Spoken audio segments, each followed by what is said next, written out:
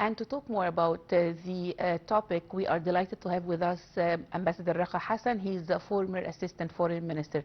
Thank you very much, Your Excellency, for joining us today in Africa Today. Thank you and the audience for giving me the opportunity to talk on your program. Thank you, Mr. Ambassador. Ambassador Rakha, tell us more about President Sisi's call yesterday with the Arab leaders and American President Donald Trump and the latest developments on the ground concerning this issue. Well, it could be considered as a video conference for all these leaders. Yeah. For the main aim is to stop the war in the Gulf area. Yeah. Because it has a very bad and serious effects on not only on Iran and the Gulf Arab countries, but also in the international community, particularly in energy and the economic effects.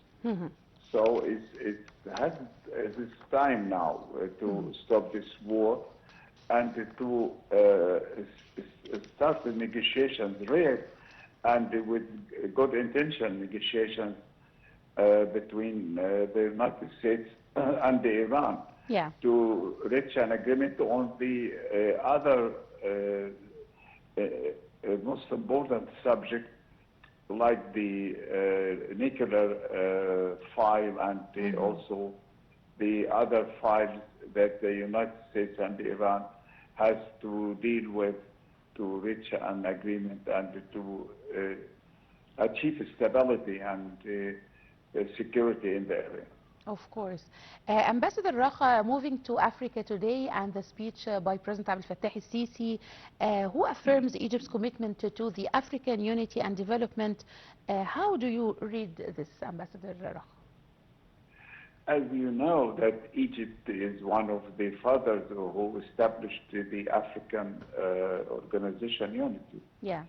And this was in 1963, and up till now, Egypt is playing in a very important role, whether in the frame of the Organization of African Unity, what you turn it now to be called the African Union. Of course. And so it's now Egypt is supporting the African countries, whether in the social and human development or in economic and infrastructure development.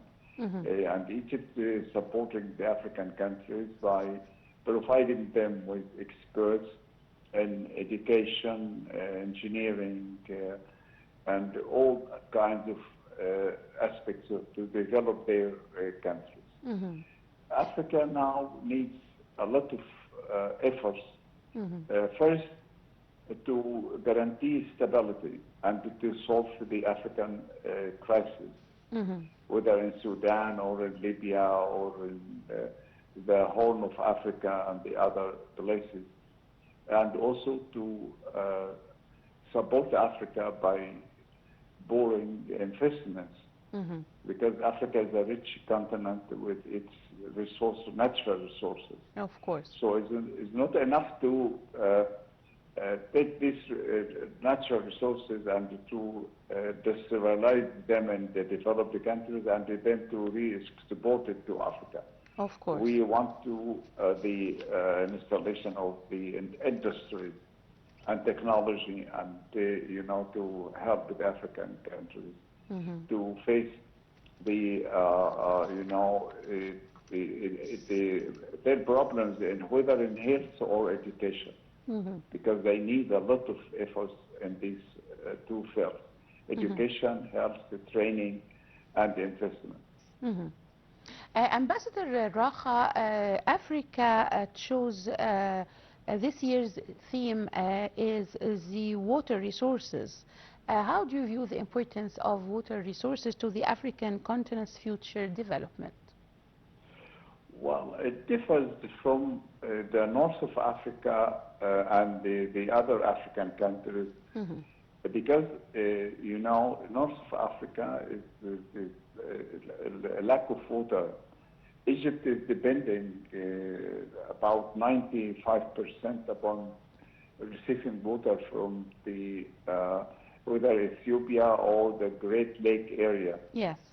And so it means that the River Nile has to be organized by taking into consideration the interest of the water of Egypt, and to cooperate in whether in the organizing the water resources, and not to affect the Egyptian life, whether agriculture, industry, and the human use of the water is needed badly. Of course. So this is meant to reach an agreement and to respect the international law, which organize the usage of water of the international rivers, and the River Nile is an international river.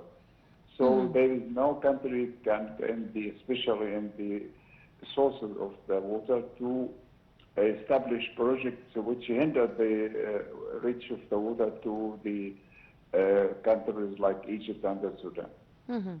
Ambassador Rakha, how does Agenda 2063 guide Africa's development priorities, and also what challenges remain in achieving the goals of African continent?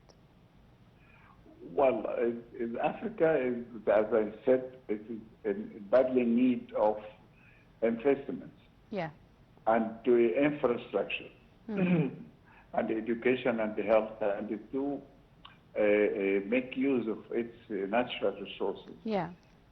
It needs, on the other hand, guarantee security and stability and solving the African crisis, which destructed the natural resources and also the human resources in these countries.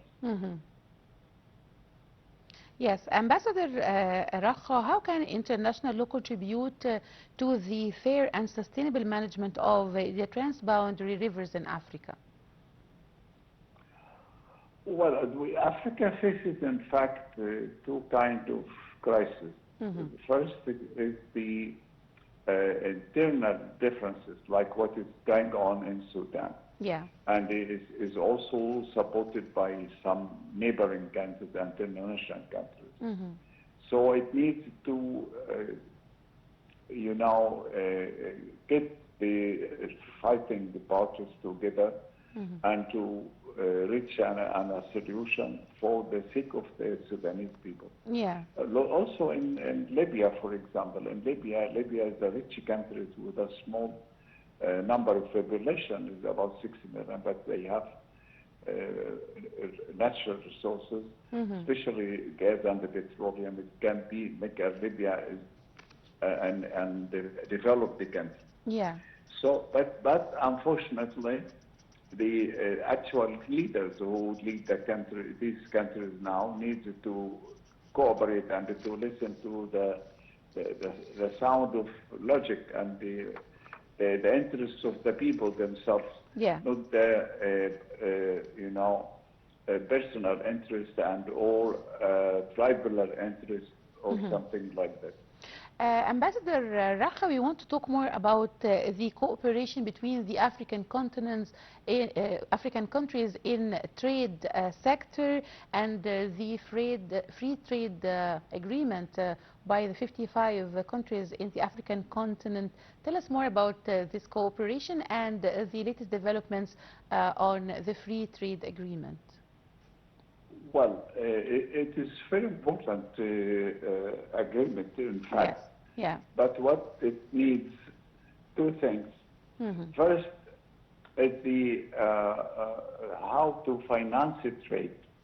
Because it still is a big problem in Africa. Most of the African national currencies is not exchangeable. So it means it still use whether the international hard currencies like the dollar, European, or European euro, or the Chinese yuan, or other international hard currencies. So it needs to make cooperation Between the among countries. the central banks Yeah. of the African countries. This is one side. And also the commercial banks, because it has to together.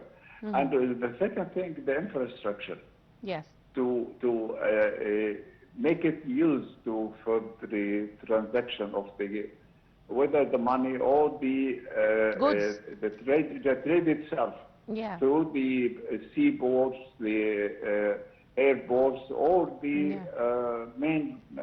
Yes, it's very roads. promising. It's very promising deal, Ambassador Rakha Hassan. Thank you very much for joining us today, Ambassador Rakha Hassan, the former Assistant Foreign Minister. Thank you for joining us.